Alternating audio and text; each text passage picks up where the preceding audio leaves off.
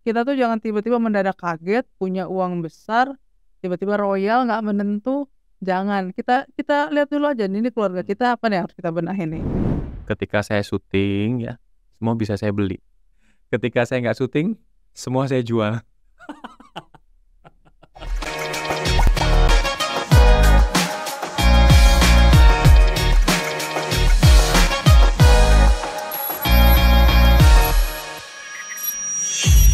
Assalamualaikum Odi, Waalaikumsalam warahmatullahi wabarakatuh, Mbak Nanda. apa kabar? Alhamdulillah baik, makasih nih luar biasa diundang ke podcastnya Mbak Nanda, Coach Nanda. Saya tuh justru senang banget ya, sesibuk orang sibuk bisa menyempatkan diri ke podcast aku nih. Apa nih kesibukannya sekarang? Sharing-sharing dong. Ya, alhamdulillah di 2023 awal ini ya, mulai dari Februari ini saya mulai keliling keluar Pulau Jawa untuk ngisi roadshow dakwah lah, event-event kajian, event-event acara sekolah, kantor ya, pesantren gitu kan. Baru mulai lagi saya. Sebenarnya mulai dari 2022 itu banyak yang minta keluar Jawa lagi gitu kan. Tapi saya masih ngambil untuk berkegiatan ya, itu di Pulau Jawa, Jawa Tengah, Jawa Timur ya, Jawa Barat ya, Jabodetabek gitu. Saya seminggu bisa cuman 2 hari Mbak di rumah di Jakarta. Oh ya, Iya, cuma Sabtu Minggu misalnya mana ke Medan, itu bisa ngisi saya 10 titik acara tuh. berarti orang-orang libur kita kerja gitu ya? Iya, kan karena public figure ya, cuma Sabtu Minggu ngisi. Senin di Jakarta, Selasa Rabu saya ngambil di Jawa Tengah, Jawa Timur ngisi. Biasanya jalur darat atau jalur pesawat turun di Solo, langsung lanjut darat gitu ya. Kamis di Jakarta, di rumah ketemu anak-anak ya, gitu kan ya. Ketemu istri, terus Jumat Sabtu Minggu saya pergi lagi ke Bangka atau ke Padang atau ke Samarinda gitu kan, ke Jambi gitu-gitu lah. Lebih banyak di dakwahnya apa di entertainnya nih sekarang? Apakah masih bikin-bikin film juga? Nah, begini, ini pertanyaan bagus nih ya. Lebih banyak di mana kah? Jadi, saya kan selama ini memang pengen berdakwah, makanya di Instagram saya kan @mholly89 saya tulis tuh, aktor berdakwah. Nah, maksudnya apa? Saya selama ini tidak semua film, tidak semua sinetron saya ambil, tidak semua pekerjaan di dunia entertainment itu saya ambil. Oh pilih-pilih juga? Pilih-pilih, selektif banget. Dari saya main film usia 19 tahun, 2008 ya main film pertama kali, ada 2 prinsip yang selalu saya sampaikan kepada produser dan sutradara ketika ada yang nawarin saya film atau sinetron. Yang pertama, tidak mau berada dengan pegangan tangan, pelukan, atau ciuman. Yang kedua, saya cek dulu skenario Islami atau tidak. Kalau tidak Islami, saya tolak. Itu dari saya usia 19 tahun. Berarti memang film-film Islami ya Harus. yang diambil gitu. Iya. Boleh film tidak Islami tapi mendidik. Film Islami banget itu enggak, tapi ada value agamanya, ada nilai agamanya, ada norma agamanya itu saya mau. Atau kebaikan, norma-norma kehidupan yang baik. Itu saya mau. Kan orang kadang ada naik turunnya nih. Iya. Tiba-tiba kok kayaknya dalam tahun ini mungkin penawaran film religi sedikit gitu. Lebih dominan film-film yang umum gitu. Nah itu nggak sekalipun tergoda gitu ya? Nggak sama sekali. Ibaratnya waktu itu saya lagi ngetop-ngetopnya pun ya kan, film Ketika Cinta Bertasbih tayang 2009. 2010 masih main sinetronnya, film Ketika Cinta Bertasbih 2012 sampai 2013 ada tawaran sinetron umum itu kan. Jadi lagi ngetop-ngetopnya tuh 2013 kan. Masih hawanya masih orang ingat lah Ketika Cinta Bertasbih. Bahkan sampai sekarang alhamdulillah film itu memang penulisnya yang hebat ya. Satabir Manis Razi banyak orang yang nonton dari YouTube, dari setahun sekali ditayangin pas saat Lebaran ya. Di Malaysia masih rame gitu kan. Jadi pada saat ngetop pun saya udah punya prinsip itu, nolak tawaran yang nggak Islami atau yang nggak mendidik ya. Kenapa saya melakukan itu? Karena ada amanah. Satu, abah ibu saya dari dulu pengen saya jadi public figure Islami. Dulu dari tahun 2002 itu saya main apa istilahnya ikut fashion show atau apa gitu saat SD SMP busana muslim itu selalu juara 1 gitu kan. Terus berikutnya 2002 ada teman saya ngirim foto ke anak saya juara di best catwalk gitu kan. Terus ibu abah saya ngomong, kelak kamu akan jadi public figure yang Islami. Jadi beneran lulus SMA ikut audisi jadi Berarti beneran. doa juga tuh ya?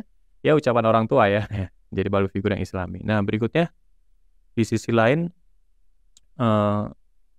jaga nama baik keluarga besar, karena kakek saya Kiai Zulfir Ali punya pesantren namanya Al Masudi di Jawa Timur, Kabupaten Pasuruan ya, di Sukoharjo. Saya di Bangil. Jadi keluarga besar pesantren, jadi menjaga itu. Dan pernah di pesantren juga saya, TK, SD, madrasah. Di Jakarta juga, SMA di Jakarta sambil nyantri waktu itu.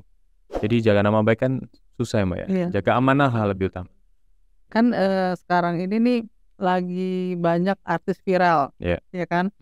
Kalau menurut pandangan Odi sendiri, apalagi melihat dari perjuangan itu kan nggak bisa dibilang ringan ya, berat juga untuk mencapai itu, mempertahankannya. Iya. Apalagi juga mengambil jalur yang artis religi itu kan juga speknya tuh sedikit ya, maksudnya nggak banyak ruang lingkupnya. Nah itu pandangan Odi sendiri tentang orang-orang yang tiba-tiba hits gitu, viral lah ya, sekarang bilangnya artis viral lah gitu ya. Memang zamannya medsos terbuka sekali ya. Influencer tiba-tiba terkenal satu hari bisa diundang TV di mana-mana, diundang podcast kayak gini dan luar biasa. Ya saya senang-senang aja, nggak ada masalah soal itu, karena memang zamannya udah nggak sama. Tapi kalau ditanya dengan tentang perjuangan di dunia entertainment atau casting atau audisi, intinya gampangnya begini, ini penilaian saya, hasil diskus dengan senior-senior juga. Artis itu semakin dulu terkenal, semakin duluan, zaman dulu, artis dulu, berarti semakin hebat. Kenapa gitu? Karena zaman dulu itu dituntut lebih sempurna daripada zaman setelah-setelahnya. Maksud saya, berarti artis-artis zaman dulu yang senior-senior itu lebih sulit mencapai kesuksesan daripada yang daya juangnya lebih tinggi. Daya juangnya lebih tinggi daripada zaman-zaman setelahnya.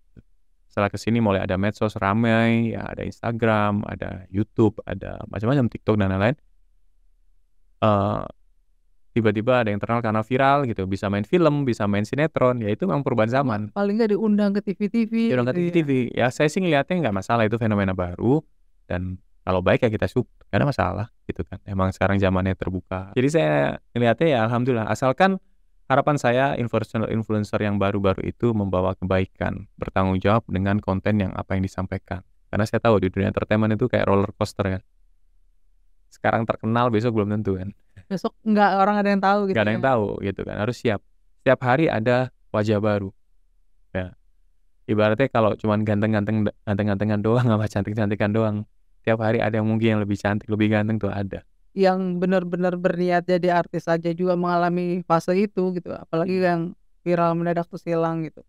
Itu gimana ya pandangan Odi mengenai cara mereka mengelola keuangannya gitu? Ya memang harus siap gitu kan ya. Ketika jadi artis ya, kadang dapat uang banyak, kadang enggak, kadang lagi syuting, kadang enggak. Makanya saya selalu dari dulu tuh ditanya orang profesinya apa sih Holid ini, saya nggak pernah bilang jadi artis, tapi saya bilangnya bisnis jual beli. Loh, maksudnya apa? Pedagang dong gitu ya. Iya, maksudnya apa? Kan artis nih, main film, main sinetron nih. Saya bisnis jual beli. Maksudnya apa? Ketika saya syuting ya, semua bisa saya beli. Ketika syuting. Boleh Kan ada honornya banyak kan. Ketika saya nggak syuting, semua saya jual. Karena emang itu real kenyataan gitu kan. Maksudnya ketika saya syuting, saya bilang ke ibunya anak-anak ya atau istri gitu ya. Toko emas beli aja. Habis puluhan juta beli. Jadi itu real nyata dalam kehidupan rumah tangga saya gitu kan ya. Kalau lagi syuting ya masuk ke toko emas, beli aja perhiasan. Beli buat anak-anak saya kan perempuan semua kan. Dimasin lah ya istilahnya. Mas gitu beli. Tapi ketika nggak syuting, jeda syuting setelah syuting 3 bulan, 4 bulan, 5 bulan, 6 bulan break gitu kan. Setelah itu belum ada kerjaan. Mas, habis nih beras di rumah misalnya gitu ya. Saya bilang, itu gelangmu masih ada tuh. Meskipun cemberut-cemberut akhirnya ya udahlah dijual. Saya nggak minta uangnya, kamu pegang uangnya. Gitu. Berarti sebenarnya itu kalau dari sisi keuangan tuh ya dia itu bentuk dana darurat dalam bentuk emas. Gitu ya? Dana darurat dalam bentuk emas. Jadi ketika keadaan sudah mulai dirasa darurat, maka emas-emas itulah sebagai penolongnya. Yang penting bukan Mas Odi yang dijual ya. Cuman satu di rumah. Cuman satu di rumah. Paling ganteng. Iya, karena perempuan semua.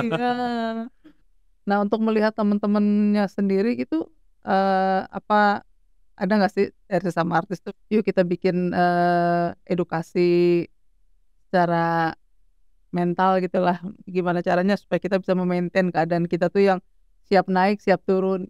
Iya, jadi memang orang-orang yang terkenal ya itu memang perlu sekali gitu kan mendapatkan pendampingan ya, bimbingan ilmu ya, bimbingan nasihat gitu kan, bahwa emang siap naik, siap turun. Bahkan ada istilah cepet mateng, cepet busuk. Busuk, oh Ya ya. kan? Itu bener kan? Gitu kan. Ada istilah short term, long term gitu kan. Ada istilah everlasting gitu kan ya, selamanya gitu. Jadi memang kita sebagai artis harus membekali diri ya.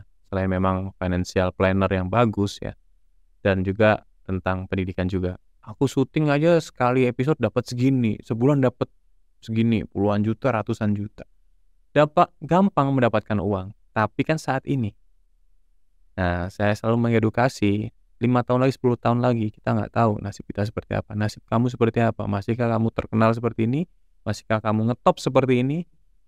Nah, Odi sendiri nih merasa udah bener belum ngatur perencanaan keuangannya nih? Atau nggak sejak kapan baru merasa, wah kayaknya harus seperti ini nih mulainya nih? Sejak anak sekolah.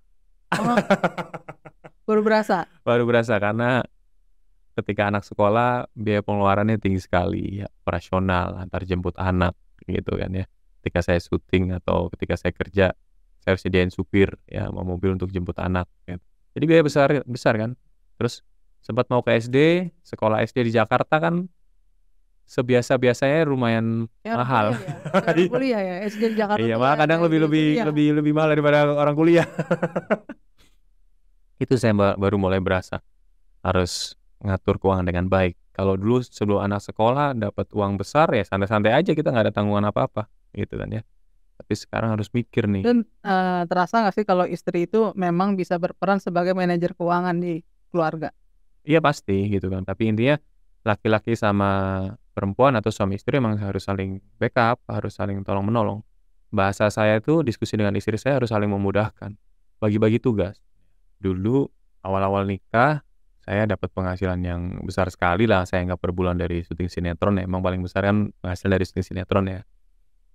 Itu nggak punya tanggungan apa-apa, jadi saya sama istri nyantai banget gitu kan. Mau makan habis berapa, kita ibaratnya mau jalan-jalan kemana atau hangout ya, No limit Sabtu ya? Minggu no limit lah, makan habis juta, juta setengah itu biasa. Nah, lama-lama kita mikir, wah Mas, kalau gini terus kita nggak punya aset ya, gitu kan. Rumah masih ngontrak, nggak ada tanggungan kan waktu itu kan. Mobil satu cukup gitu kan. Baiknya kita udah mulai concern untuk nabung untuk beli rumah, jangan kontrak terus. Nah itu salah satunya. Ya akhirnya oke lah gitu kan. Dan akhirnya ketika punya anak, nah udah mulai berasa kan kebutuhan itu banyak. Ada tanggungan, ada tuntutan, ada tanggung jawab. Jadi saya sekarang sama istri saya ibaratnya kalau punya uang ya kita discuss buat apa nih? Apa dulu? Keperluanmu apa? Pasti saya gitu dulu. Terbuka ya? Terbuka. Ada uang segini, keperluanmu apa? Itu dulu. Gitu kan. Yang sekarang dulu, tanggungan apa, ini, anak sekolah atau apa.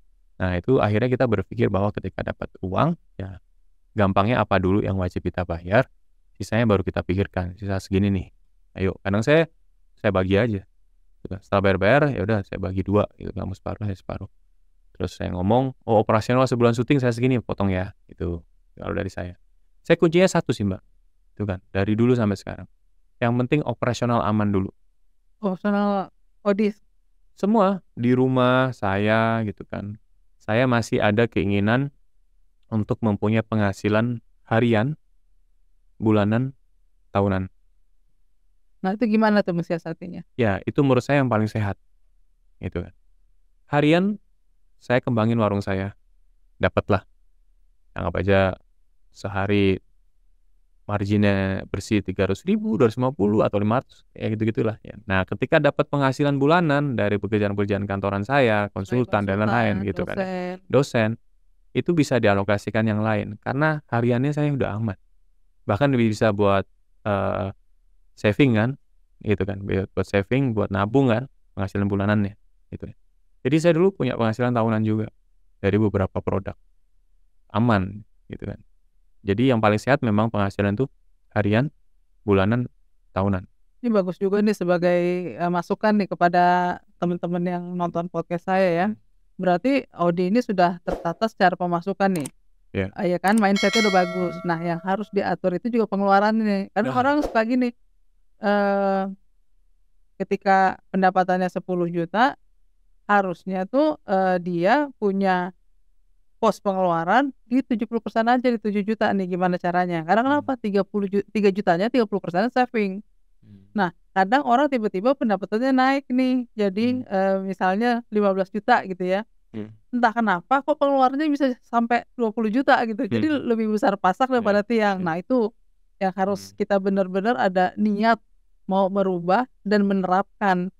Gitu, seperti itu. Kalau misalnya dari sisi saya ya, masukan gitu ya, kan udah bagus tuh tadi dapat harian, bulanan, tahunan.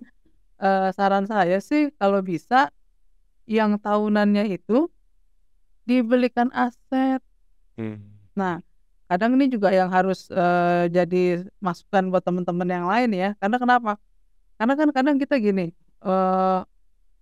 kita tuh nggak harus mendadak mewah. Misalnya tiba-tiba kita mau ganti mobil dari harga mobil 300-an ke 1 miliar gitu misalnya. Itu kan berbanding lurus dengan biaya kosnya, servisnya, bensinnya juga berbeda gitu kan. Nah, kenapa ketika kita punya uang lebih, tiba-tiba anggaplah jackpot atau kontrak tahunan yang luar biasa, itu kita belikan rumah. Kadang tuh suka banyak yang terlena gitu pasangan ketika anggaplah anaknya 3. Saran saya sih paling tidak tiap-tiap anak itu ada rumahnya. Ya, Satu. Yang aset kedua, masing-masing ya, 3 anak, 3 aset ya. Memang saya 3 aset. targetnya itu Nah, sih. terus juga kalau bisa 3 anak itu 3-tiganya pendidikannya tinggi karena itu investasi. Buat dia punya teman, punya wawasan, dan juga setahu saya sih dengan pendidikan yang baik itu akan mendorong kehidupan dia lebih baik juga.